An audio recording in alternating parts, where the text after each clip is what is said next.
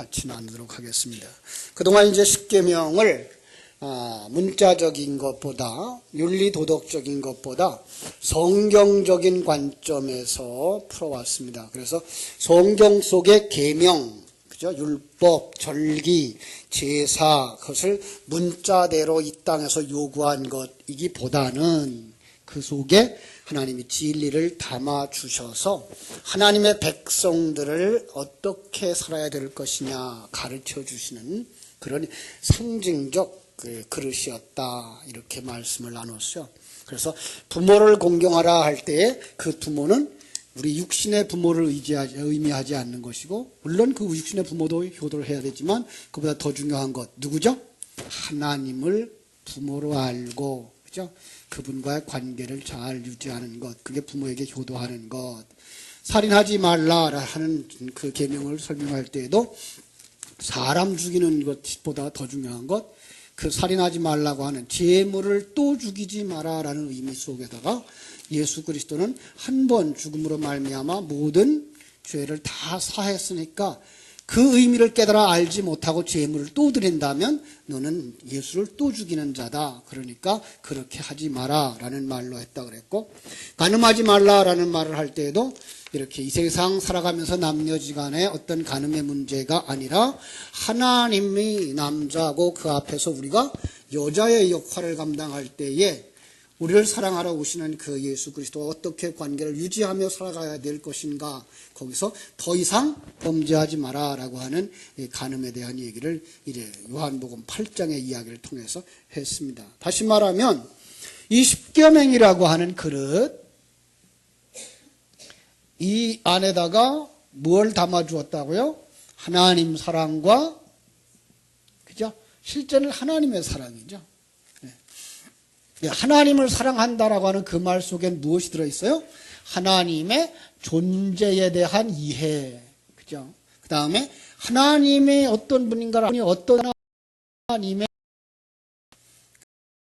그죠? 하나님의 어떤 목적을 가지고 하나님이 어떻게 일하시는가라는 걸 깨달아 알도록 하신 것이 바로 십계명이었다라는 거죠. 그래서 그 속에서 우리 아버지 되시고 천지와 만물을 창조하신 그분이 우리를 이렇게 하나님의 계획을 가지고 역사하며 이끌어가는데 그 과정 속에는 분명한 목적을 가지고 가신다. 그런데 그 목적을 가지고 가시는데 그게 지금 어디서 일한다? 그렇죠? 성도 안에서, 그리고 성도의 그 환경, 네, 이런 것 가지고서 일하신다라는 거죠. 뭐 하시려고? 목적. 하나님의 백성 만들고, 또 다른 말로 말하면 하나님의 아들 만들고 하나님의 신부 만들고, 이게 같은 의미라고 그랬어요. 그런데 그 속에 담겨진 의미들을 따로따로 설명하기 좋게 하기 위해서 이런 다른 이름들을 쓰고 있는 것이지, 모두 다 여러분과 나의 이야기다라는 얘기를 했습니다. 그죠? 자, 그래서 문자대로 해석하면 우리가 오해를 많이 할 수 있다 그랬습니다. 그 대표적인 예가 마음을 다하고 뜻을 다하고 목숨을 다하고 뜻을 다하여 주 너의 하나님을 사랑하라 하는 것과 내 이웃을 내 몸과 같이 사랑하라 하는 그 말, 여기에 담아준 내용이죠.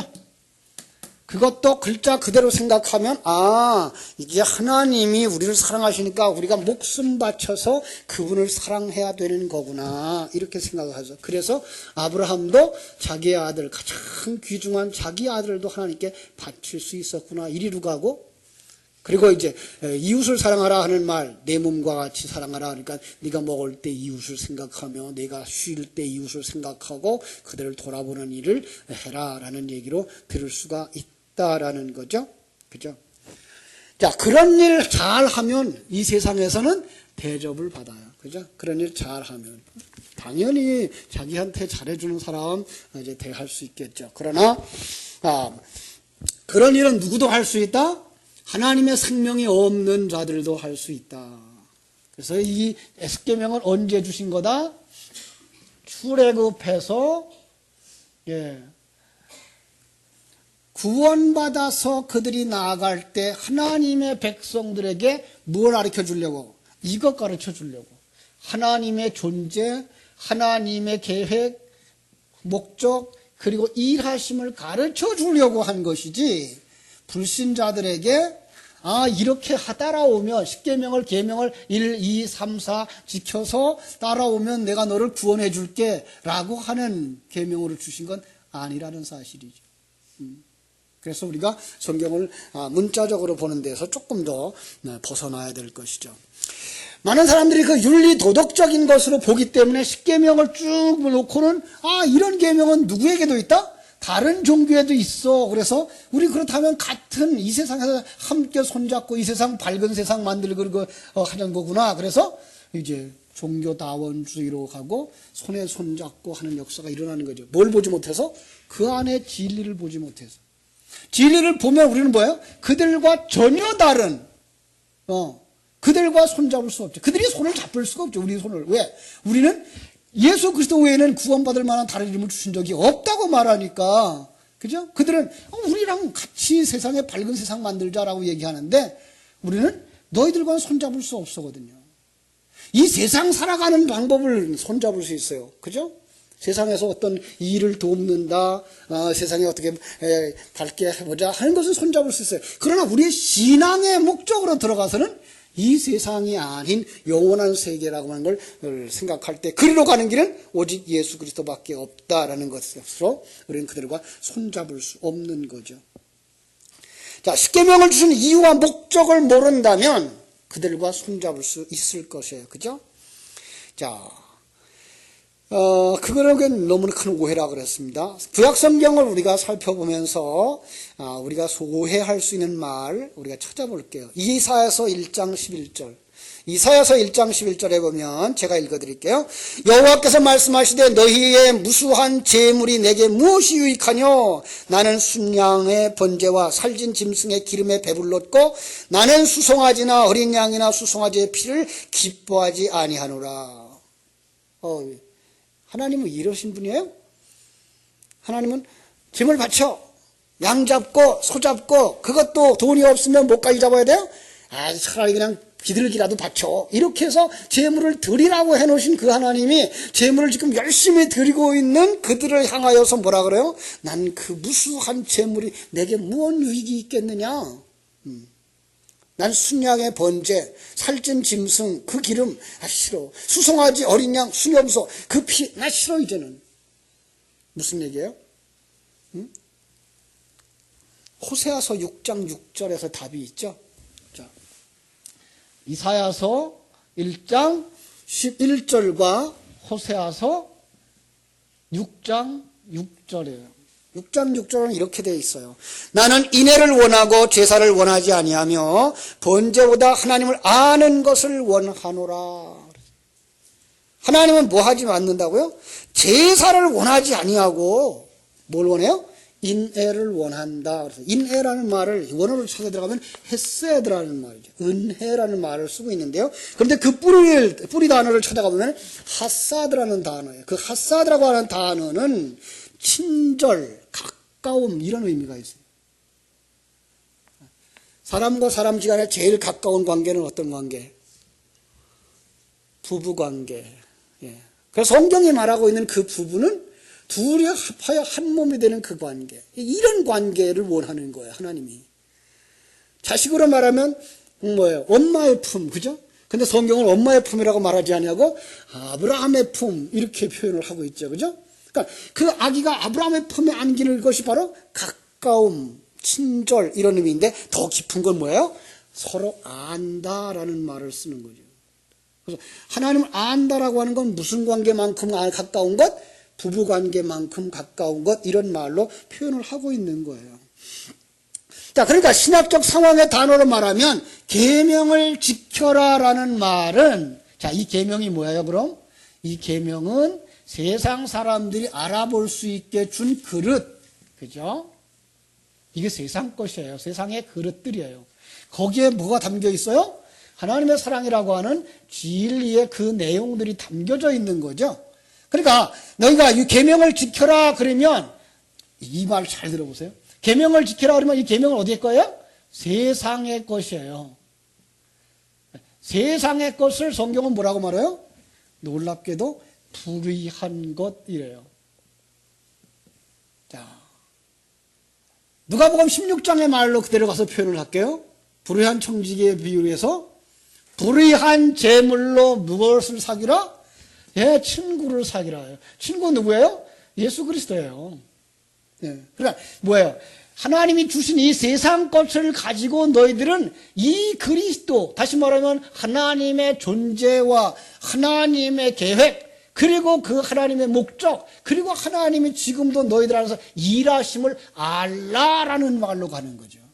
그렇습니다. 그래서 불의한 청지기에게 그 이야기를 하면서 바로 거기에서 이런 말을 하고 있는 거예요. 그 내용은 옛날 8월 달에 설교했던 주일날 낮설교에서 참고하시면 되겠고요. 내용만 볼게요. 요 문장만. 불의한 재물. 그죠? 영적 세계에서는 하나님께로부터 온 것을 모두 다 의로운 것, 이렇게 말하고 있어요. 하나님께로부터 온 걸 의로운 것. 그리고 그거와 상반되어져 있는 것, 이 땅의 것들을, 시간과 공간의 개념이 있는 것, 개념을 불의한 것, 이렇게 표현한단 말이에요. 그냥 그렇게 정의를 해놓은 거예요. 또 하나의 정의가 있죠. 하나님은 빛이라 그러고 이 시간과 공간 세계는 뭐라고 정의해요? 어둠이라고 정의해요. 그리고 하나님은 공의로우신 분이고 시간과 공간의 세계에는 바로 죄인들의 세계, 이렇게 표현해요. 이미 그 정의를 해놓는 거란 말이에요. 그죠? 그래서 거기서 이제 대조를 하고 있는 거죠. 이런 논리로 오늘로 이제 말씀을 풀어가야만 세상 윤리적 도덕을 그 차원을 넘어서서 영적인 차원의 메시지를 우리가 나눌 수가 있는 거예요. 자, 오늘 우리가 봤던 잠언서 19장 5절과 9절 말씀을 제가 볼게요.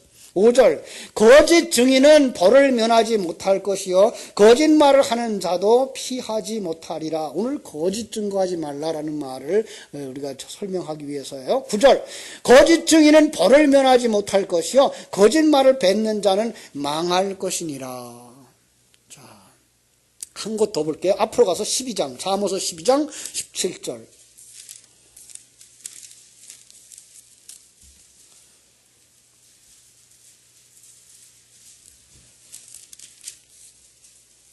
진리를 말하는 자는 의를 나타내어도 거짓 증인은 속이는 말을 하느니라. 이건 번역을 잘 해놨어요. 제가 먼저 보았던 책은 괴휴를 이렇게 했어요. 괴휴를 하다 이렇게 했어요.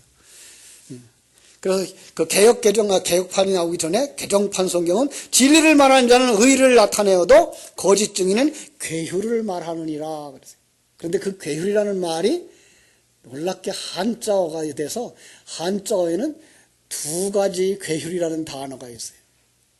하나는 우리가 아주 쉽게 여기는 그 먹을 것을 가엾은 사람에게 주는 것, 가엾은 사람에게 주는 것, 그걸 갖다가 구할 효를, 그 다음에 먹일 꾀자를 써서 가난한 사람에게 긍휼히 여겨 먹을 것을 주는 것도 괴휴이라고 그랬고, 또 하나 지금 성경이 말하고 있는 건 속일 꾀, 속일 휼자를 썼어요.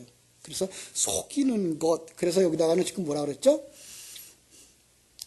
속이는 말을 하느니라. 이렇게 이번 개혁개정판은 바르게 이제 우리가 알아듣기 쉽게 이렇게 해석을 해놨죠. 다시 이건 뭘 이렇게 보려고 하는 거죠? 여기서 지금 대조를 이루고 있는 말을 지금 보려고 그러는 거예요. 자, 진리를 말하는 자는 의를 나타내고 거짓을 말하는 자는 속이는 말을 하느니라 이거죠. 자, 잘 보세요. 거짓과 그 진리를 지금 대조하고 있는 거예요. 12절 그대로 보세요. 17절. 진리를 말하는 자는 그것과 연결돼서 의가 나오고, 그 다음에 거짓을 말하는 자는 뭐가 나와요? 속이는 거죠. 사실 이게 뭐예요? 속이는 것. 이 말 대신에 우리가 아주 쉽게 설 수 있는 건 뭐예요? 의의 반대인 불의가 나오는 것이죠. 예, 이런 거예요.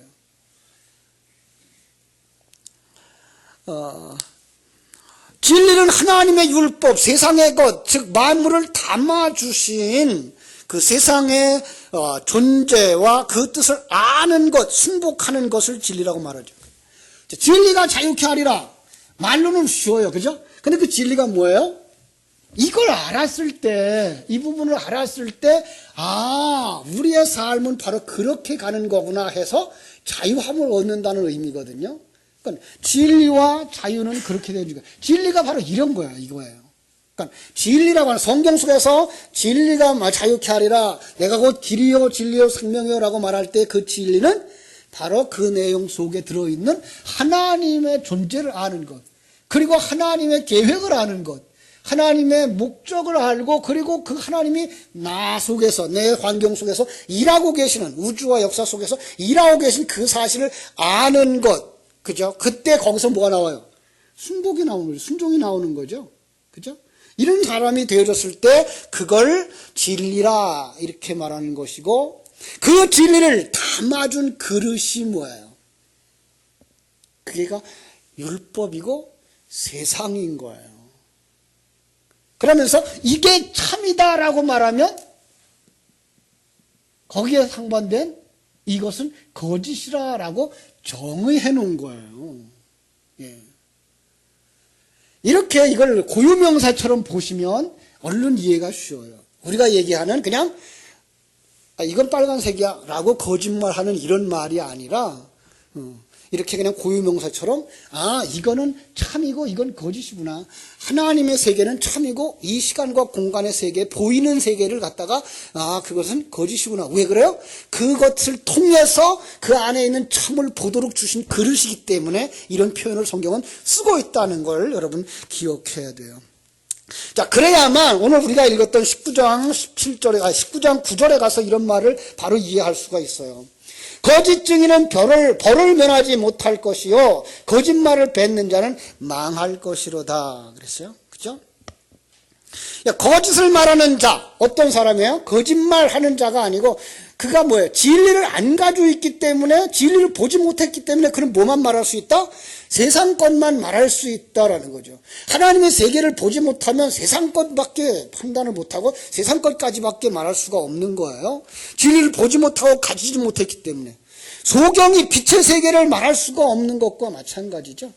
그죠? 그러니까 애벌레들이, 아주 죽이는 얘기 말하면 하루살이가 내일이나 어제의 개념을 알 수 있어요, 없어요? 알 수가 없죠. 바로 그런 거예요. 그걸 갖다가 뭐라고? 거짓이란 말을 이렇게 쓰고 있는 거예요. 그들은 뭐 한다고요? 하나님의 벌을 면치 못하고 망하는 거죠. 뭐예요? 지옥에 던져지는 거예요. 자, 아모스 14장 5절 가볼게요. 14장 5절에도 이런 말씀이 있어요. 신실한 증인은 거짓말을 아니하여도 거짓 증인은 거짓말을 뱉느니라. 25절, 14장 25절. 그 넘어에 가면 진실한 증인은 사람의 생명을 구원하여도 거짓말을 뱉는 사람은 속이느니라 그랬어요. 잘 표현하고 있죠. 그죠? 자, 이것을 지금 제가 설명했던 것을 이해하고 들어가서 이 말을 보면 얼마나 이 말이 정확한 표현인 줄 알 수가 있어요. 그런데 그동안 사람들은 이걸 세상적 관점으로 보고 해석하면서 그래, 거짓말하지 말아야지 라고 이해를 하고 살아왔던 거죠. 자, 억지스러운 이해를 하나 드리고 갈게요. 우리 옆집에 아주 술주정꾼이 살아요. 그냥 남편이 그 아내를 얼마나 사랑하는지 몰라. 정말 잘해줘요. 그런데 이 남자가 아주 나쁜 게 하나 있어요. 술만 취했다 그러면 이거는 아주 나쁜 사람이다. 술만 취했다 그러면 그래, 어느 날 어디서 무슨 소리를 들었는지 술이 잔뜩 취해가지고 집에 오더니 아내를 이제 때려주기 시작하는 거예요. 넌 누구를 나보다 더 사랑하지? 라고 이제 어느 놈이랑 어디까지 놀아놨어? 내게 말하지 않으면 오늘 당장에 끝내버릴 거야. 그러고서 이제 한바탕 소란을 피우다가 얼마나 그냥 술 많이 마셨는지 이제 화장실에 좀 갔다 올 시간이 돼가지고 화장실 잠깐 들어간 틈에 이 여자가 그 부인이 이제 도망을 나왔어요. 그리고 도망 나와서 먼 데로 갔으면 좋은데 바로 우리 집으로 들어온 거예요. 자, 이걸 바라본 이 남편이 어디로 갔나 찾다가 우리 집이 가지고 와서 문을 탕탕 두드리면서 얘기를 하는 거예요. 우리 집 사람 여기 왔죠? 자, 그거 내놓지 않으면 당신들도 성하지 못할 줄 알아라고 협박을 막 해야 되는 거예요. 여러분, 나는 아주 착한 크리스찬이에요. 어떻게 해야 되죠? 왜 거짓말해요? 난 크리스찬이니까 거짓말을 못해. 당신 안에 여기 있어요. 장롱 속에 숨었어요. 그러면 그날 그 여인은 세상을 떠날지도 모르는 거죠. 그죠? 그래서 성경은 이렇게 모순된 말을 자꾸만 하니까 그럴 땐 이렇게 하는 거야. 이럴 땐 이렇게 해야 하는 거야. 라는 상황윤리라고 하는 신학이 생겨버렸어요. 그거는 성경을 잘 이해하지 못해서 그런 거예요. 그래서 하나님의 뜻에 맞으면 상대방의 생명에 위협이 있으면 거짓말을 해도 그건 거짓말이 아니다라는 이 상황윤리 신학이 되어진 거죠. 요즘 신문을 보면서 우리가 느끼는 것 가운데 하나가 뭐예요? 야, 이거 정당방, 이거 어디까지가 정당방이에요? 이런 거. 응? 생각해 보세요. 강도가 들어왔어요. 어머니가 홀로 방에 계셔요. 생명이 위협해요. 아니, 너희 동생이 어떤 수치를 당할지도 몰라요. 그런데 내가 야구방망이를 들고 있어요. 그런데 내가 그걸 때리면 이 사람이 죽을지 아니면 나한테 반항하지 못할 정도만 잡혀들지 그걸 어떻게 판단해요? 뭐부터 해야 돼요? 그러죠. 그냥 후드로 때려버려야죠. 저는 이렇게 잔혹한 목사랍니다. 그러잖아요. 어떻게 그걸 알아요, 그걸. 어느 만큼 때리면 그 사람이 붙잡힐 건지, 어느 만큼 사살 때려야 가만히 도망갈 건지, 그걸 어떻게 알아요. 그러다가 저 헛치서 다시 돌아서서 나를 공격해서 내가 더 해를 입으면 어떡할 거예요. 그걸 누가 보장하냐고요. 세상은요, 다 자기를 위해 권력을 휘두르고 있어요. 요즘 아주 그 판사들의 판단 보면은 아주 속이 상해요. 그런 모습에서. 자기들이 아주 가볍게 보면 막 형벌을 가중시키기도 하고, 사람들이 뒤에 있는 게 무서우면 아주 벌을 가볍게 하기도 하고.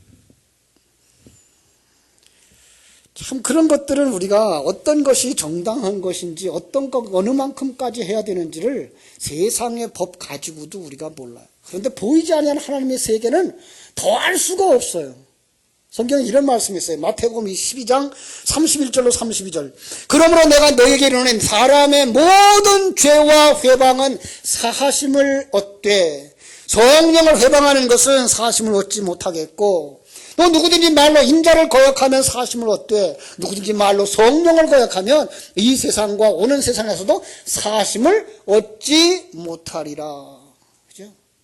자, 하나님은 이 세상에서 짓는 모든 죄에 대하여서 뭐 할 수 있다?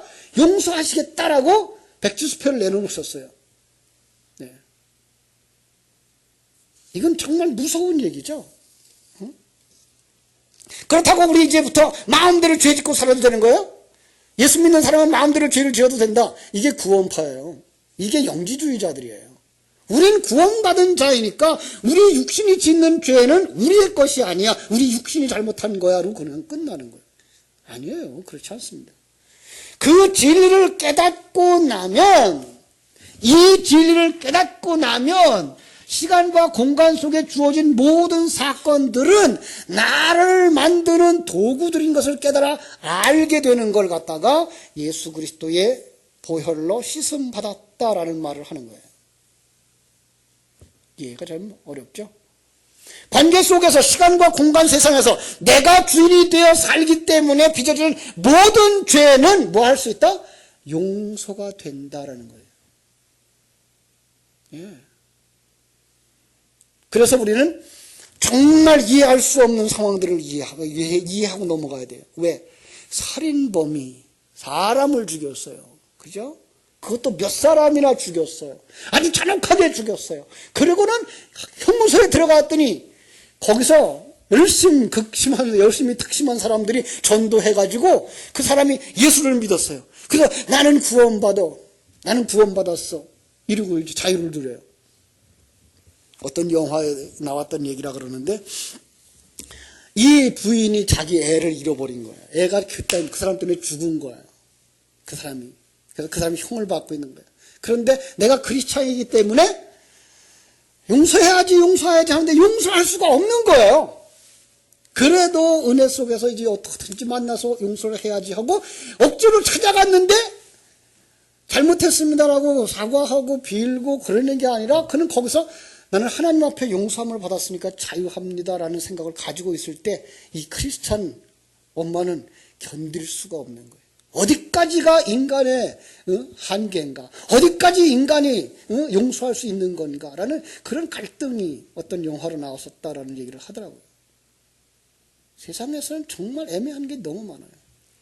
이걸 정말 영적인 눈이 열려져서 이렇게 쭉 내다보고서는 판단하지 아니하면 거짓말이라고 하는 것, 그것은 정말 때로는 우리가 아까 얘기했던 것처럼 때로는 이 세상에서 정말 필요한 것들이에요. 그래서 예수님은 성경 속에서, 하나님은 성경 속에서 거짓말을 많이 시켜라고 그랬어요. 많이 시켰어요. 언제 시켰죠? 그 사무엘이 다윗에게 기름 부으러 갈 때 사울이 알면 어떡합니까? 그랬더니 재물을 가지고 가면서 제사하러 간다 그래라. 그러고 가서 해라. 그죠? 여리고성을 무너뜨릴 때 여리고성 안에 있었던 누구죠? 라합이죠. 기생 라합. 라합은 어떤 일을 했죠? 그 정탐꾼들을 숨겨두고 그리고 거짓말을 해서 그 두 사람을 살려서 보냈어요. 이런 것들. 그런데 그가 의로운 자라고 하는 칭호를 듣고 그가 어디에 들어가요? 예수님의 족보에 들어가요. 그러니까 여러분은 그런 피를 가지고 타고난 사람들. 참 무서운 얘기죠, 그죠? 참 세상 법정이 그런 것들은 다 정죄를 해야 돼요, 사실. 왜요? 그건 세상 사는 사람들의 도리 속에서 있기 때문에요. 이 세상에서 그 시간과 공간 속에서 살아가면서 불의를 저지른 건 이 세상이 다 정죄하고 다 처벌을 해야 돼요. 그게 공의가 실행되는 나라예요. 그죠? 그런데 우리는 거기에 묶여 있지 않단 말이에요. 하나님의 백성들은 그걸 초월하여서 하나님이 허락하신 그러한 자리까지 가야 되는 거예요. 그죠? 하나님은 그런 것들은 다 용서하신다. 다 용서하신다.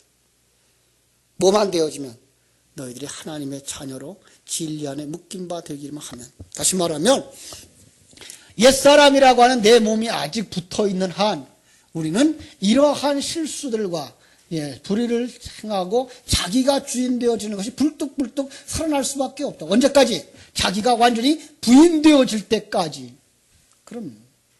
근데 이거 부인되어지는 걸 뭘 하세요?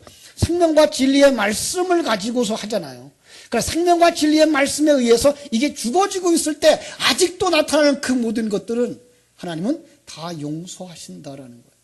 그러니까 성령을 회방하는 건 뭐예요? 이것을 거절하는 거. 자, 그러면은 우리는 이제 여기서 이제 그 인본주의자들과 신본주의자들의 갈등이 생기는 것을 우리가 볼 수가 있습니다. 인본주의자들은 문자적 해석을 통해서 성령 회방, 무독이라고 하는 것은 성령을 이미 체험한 사람이, 성령을 이미 받은 사람이 지을 수 있는 죄로 스스로 기회를 박탈하는, 그래서 하나님께로부터 그 기회를 박탈시키는 하나님을 배신하는 죄, 이렇게 말합니다. 자, 그래서 그들은 말하기를 율법에 계획된 살인과 동일한 의미는 하나님이 택한 백성을 자기의 유익을 위해서 죽이는 것이라, 이런 말을 하면서 루터파나 그 웨슬리안파가 이걸 인간의 자유의지를 강조하면서 그런 것들도 구원받지 못하는, 성령을 회방하는 거다. 그러다가 보니까 점점 이제 어디까지 왔는가 하면 주의 종들에게 거부하는 것, 그것도 성령 회방죄다라는 데까지 가버린 거죠. 아니요. 성령 회방죄는 그런 건 아니죠. 신본주의자들의 입장에서 우리 한번 생각해 보자고요. 여러분, 하나님이 실수하실까 안 하실까요? 이 부분부터 우리는 점검하고 들어가야 되죠. 그렇죠? 인간의 거절로 말미암아서 하나님이 일을 못 하실 수 있나요? 이런 부분이에요. 전능자의 계획을 바꿀 수가 없어요. 하나님은 우리 때문에 자기의 계획을 바꾸진 않아요. 결론부터 말하면 죄가 사심을 받으면 천국에 간다는 얘기, 사심을 받지 못하면 지옥에 간다는 얘기, 이거밖에 없어요. 근데 여기서 말하는 그 죄는 어떤 죄예요? 하나님과 나의 관계 속에서 분리, 그리고 연합, 이 부분이에요. 하나님과부터 떨어져 있는 그 모든 자들은 이미 뭐한 사람들이에요? 성령을 거절한 자예요. 회방한 자예요. 그들은 천국에 들어가지 못해요. 그런데 그 속에 있는 누구들에게? 하나님의 백성들에게는 하나님이 은혜로 찾아오신 거예요. 자, 그럼 명백한 것은 성경의 글자대로라면 인간이 거절하거나 회방할 수 있는 사항이지만 어차피 우리는 죽었던 자요, 전적으로 타락했던 자요, 하나님을 떠났던 마른 뼈 같은 존재였어요. 거기에 생기가 들어오고 하나님의 진리가 들어오고 성령이 내려오셔서 이제 생명을 얻고 눈을 뜨고 그 다음에 감각이 살아나서 이제 하나님의 사람과 하나님의 사람으로 가는 거란 말이에요. 이미 예수 그리스도의 사람들은 그 어떤 면에서 고속철철을 탄 거죠. 예. 그건 실패한다 안 한다. 빌립보서 1장 6절에서 말하죠. 너희 안에서 착한 일을 시작하신 이가 그리스도 예수의 날까지 이루실 줄을 우리는 확신하노라. 그죠? 전능하신 그분이 일을 하고 계신 거기 때문에 우리는 완전히 이루어질 것을 확신한다라는 거죠. 요한복음 6장 39절은 이런 말을 해요. 나를 보내신 이의 뜻을 행하려 함이니라. 나를 보내신 이의 뜻은 내게 주신 자 중에 내가 하나도 잃어버리지 아니하고 마지막 날에 다 살리는 것이니라. 그러면 이제 이런 말씀, 이런 질문이 나와야죠. 가룟 유다는요? 예수님 그렇게 따라다녔잖아요? 거절하고선 죄 지은 거 아니에요? 아니요. 그는 뭐라고 말하나요? 요한복음 17장 12절이. 그는 멸망의 자식이었다. 예. 그는 거듭난 자가 아니었고, 그래서 그 말을 갖다가 히브리서 6장 4절로 6절에서는 그렇게 말하죠. 한 번 비침을 얻고 하늘의 은사를 맛보고 성령에 참여한 바 되고 하나님의 선한 말씀과 내세의 능력을 맛보고 타락한 자라고 말하고 있는 거죠.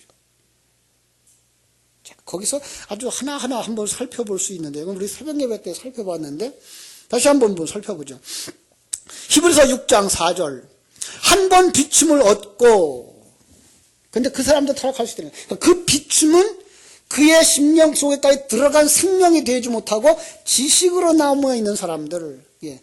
배운 것이 지식이 되고 그냥 한번 들은 사람들, 성경 공부를 했더라도 그게 지식에 머물러 있는 자들, 그걸 갖다가 뭐예요? 한번 빛을 받은 자라고 표현을 하고 있는 것이고요. 하나님의 은사를 맛보고, 하나님의 은사를 맛보다는 말과 성경 속에 먹다라는 말을 대조하면서 맛본 건 뭐예요? 먹은 것이 아니다라는 얘기를 하는 거예요. 성령에 참여한 바 되고, 이것을 외적인 동참이라는 말을 썼어요. 왜 그런가 하면 베드로후서 1장 4절에 신의 성품에 참여하고라는 단어와 달라요.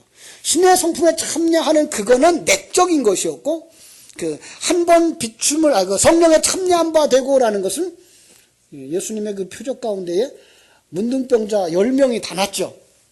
그런데 거기서 구원받은 사람은 몇 사람? 돌아온 한 사람. 바로 그거예요. 그들이 병고침을 받을 수 있다는 거죠.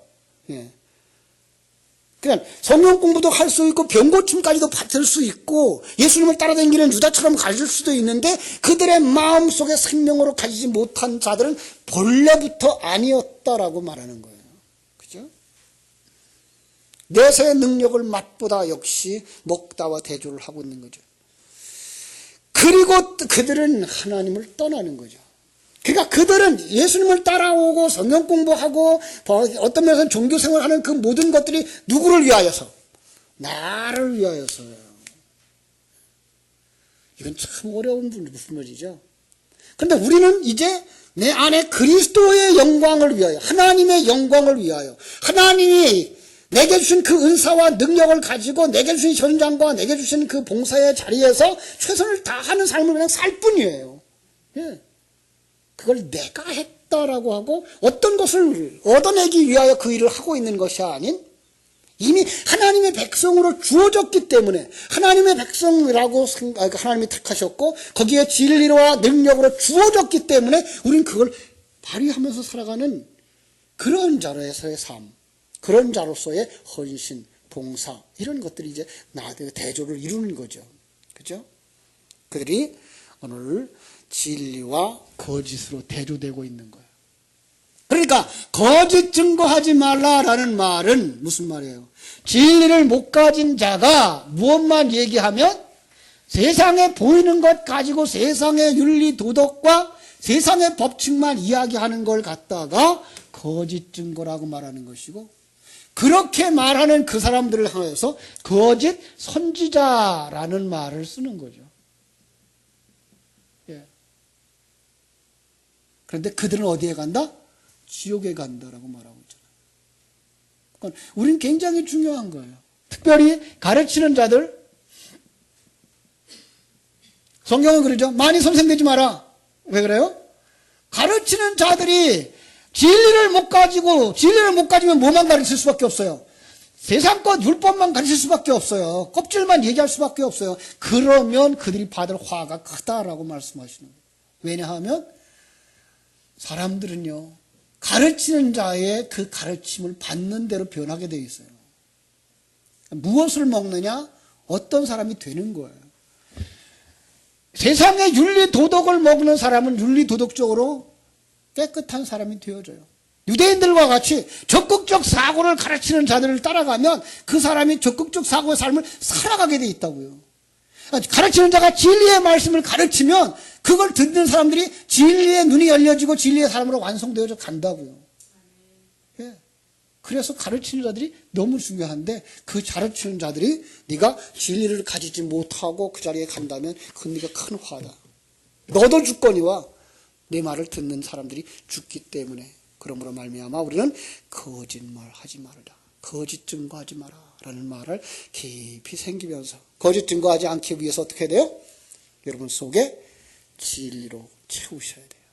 하나님에 대한 정말 이해, 그리고 그분의 뜻, 그분의 계획, 그리고 그분이 내 인생 속에서 어떻게 일하시는가를 이렇게 느낄 수 있는, 하나님이 여러분들을 인도하시고 어루만져 주시고 그리고 부추겨 주시고 하는 것들을 정말 감각으로 느낄 수 있을 정도까지 영적인 감각이 살아나는, 이제는 문둥병자 같은 생활에서 벗어나서 정말 정결한 주님의 신부들, 하늘나라를 유업으로 받는 하나님의 아들들이 되어지기를 주님의 이름으로 축원합니다.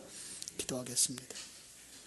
하나님 우리 아버지, 이렇게 오늘 참과 거짓의 문제를 깊이 나누면서 성경은 이런 것들을 거짓이라고 말하고 있다라는 것을 살폈습니다. 그렇습니다. 보이는 것들, 그리고 진리에 입각하지 아니한 이론과 종교 생활들, 그것들을 추구하도록 만들고 그것이 옳다고 주장하는 모든 것들이 바로 거짓 증인들의 행사였던 것을 볼 수 있었습니다. 하나님, 우리가 그러한 거짓 증인으로 서지 않기 위해서 하나님, 우리가 생명과 진리의 말씀을 가진 자들, 그 지식으로가 아니라 그 생명과 진리의 말씀이 내 안에서 생명이 되어져 나올 수 있을 때까지 자라게 하여 주시옵소서. 하나님, 진리를 말하는 자들, 정말 참 선지자들, 증인들이 될지언정 그것을 가지지 못한 어리석은 자가 증인의 자리에 서서 거짓을 선포하지 않도록 하나님께서 은혜와 복을 더욱더 허락해 주시옵소서. 특별히 우리 교회에 속한 우리 가르치는 자들, 설교하는 목사나 전도사님들이나 또 구역장님들, 구역에서 구역 식구들에게 하나님의 말씀을 전해야 되는 자들, 또 주일학교에서 우리 어린 생명들 속에다가 하나님의 말씀을 전해야 하는 저들이 진리에 입각하지 못하고 자기 속에 진리가 없어서 세상 것만 말하고 세상 것만 전하는 이런 거짓 증인들이 되지 아니하도록 먼저 우리 가르치는 자들의 심령 속에 충만히 오시옵소서.